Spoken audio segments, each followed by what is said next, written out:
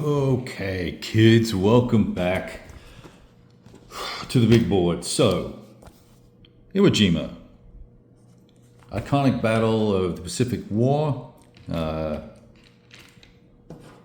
already mentioned to you the horrendous casualties on both sides, and the death rate of the Japanese was like, I think, 19,000. Very few surrendered, just a few hundred. So, the classic cultural rift there.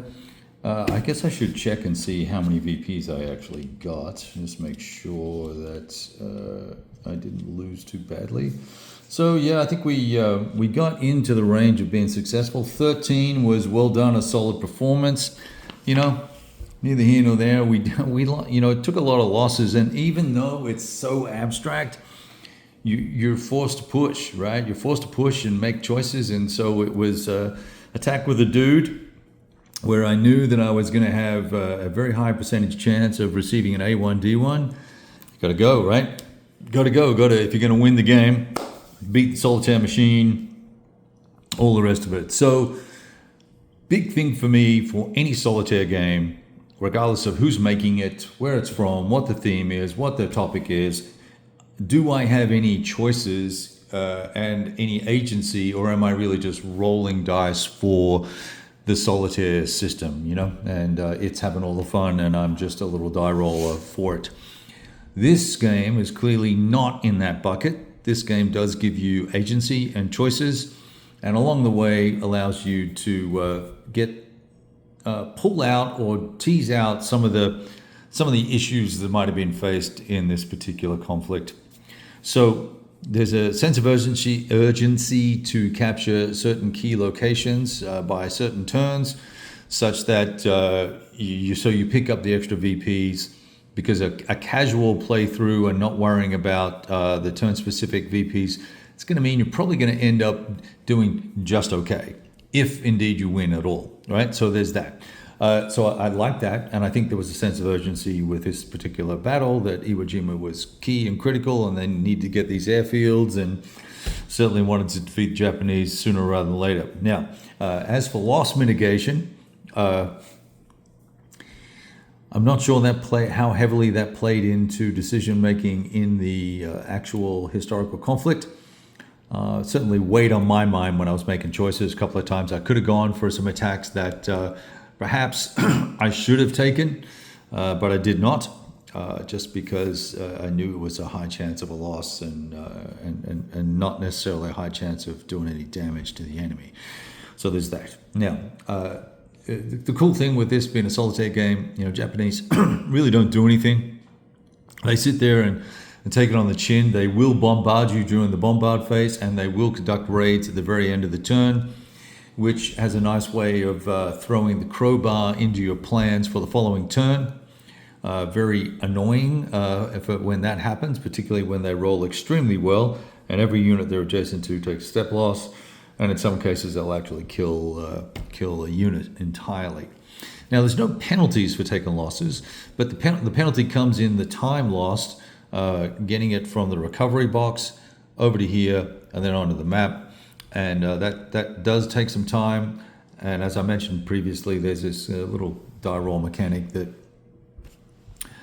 you've got to go through to place units. I just put the units down. I'm not going to roll for where they go. The only reason it matters is if you want to keep your divisions together, so you get some higher bonuses on artillery and stuff like that. And with the number of movement points you have, you can jiggle your guys around enough to make that happen. So I just put the guys down, left to right, off you go. So combat, super simple. Combat factors in the white boxes. You do your odds 1-to-1. This guy, that's the HQ. So 1-to-1. There's no 3-to-2. I don't think. No. So 1-to-1 attack here. They've got a 2 armor bonus. They have a 2 artillery bonus, so it's going to be a wash there. But maybe I've got this guy adjacent. He's got artillery, so that'll be a +1 for the guys.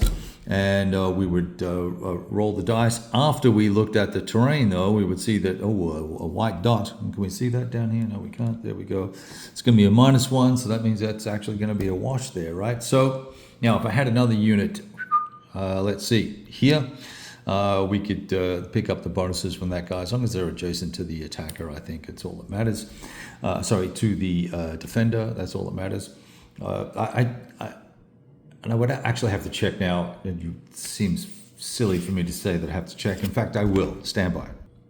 Yeah, you can also, if I had an artillery unit here from the same division, for instance, if this guy, well, in fact, this guy could throw in his two. One, he would get 1 because he's not directly adjacent, I believe. Anyway, but near enough, right?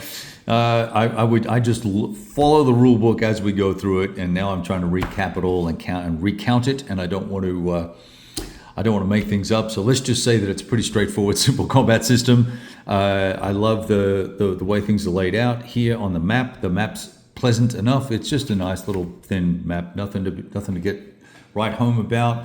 The larger, newer, the full version of this is a hex and counter system. I don't know how detailed it's going to be. I haven't read the rules for it. Don't know anything about it other than it's got a P300 for it. I'll probably I might see if I can get a complimentary copy or a discounted copy of them for review purposes. It'd be nice to compare and contrast the two, assuming that they would be willing to do that. I'll need to check in with Neva on that. Japanese stuff is up here, American stuff down here. One thing that kind of threw me for a second was there was no game turn marker, so I just used this. And that seemed to work. We finished the game end of turn 5, so we finished 1 turn ahead. Should get bonus VPs for that. 13 said we did okay, right? And then I ended up having so many artillery points that I couldn't use them all. So not sure how at some point it just didn't make any sense, right? I got extra. Okay, that's nice. Can't really do very much with them. Everything you need to know is on the map. Little sequence of play on the side here. I started taking notes out of the rules, and I looked at the map. And I was like, oh, okay, everything you need is right here, good to go, right? Including the weather down here on the right-hand side. So look, War Diary Magazine number 29. This game comes in it for free. I don't know if you can order it or buy it or whatever independently. The War Diary magazine is worth a read in any case. If you're not reading it, you should be. If you want to be an informed wargamer, be a cool dude. And that's for 98.9% of the wargaming population when I say dude. So there you go. You can probably try and get it that way, and I think you would do yourself a favor if you did. Super cheap. I think it's $12 or $16 to get a printed copy delivered to your door. Crazy prices, good stuff. This is fun. I liked it. I can see replay value in it. If you want to try different strategies, the weather can mess you up. The raids can mess you up. The bombardments from the Japanese can mess you up.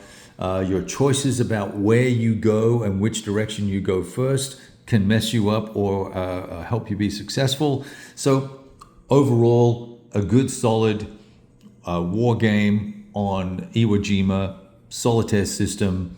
It's, as I said, it's abstract, so it is what it is. And I thought it played well and represented the conflict that interestingly enough. All right, that's all I got. It's Friday afternoon. Time for a beer. Catch you guys later.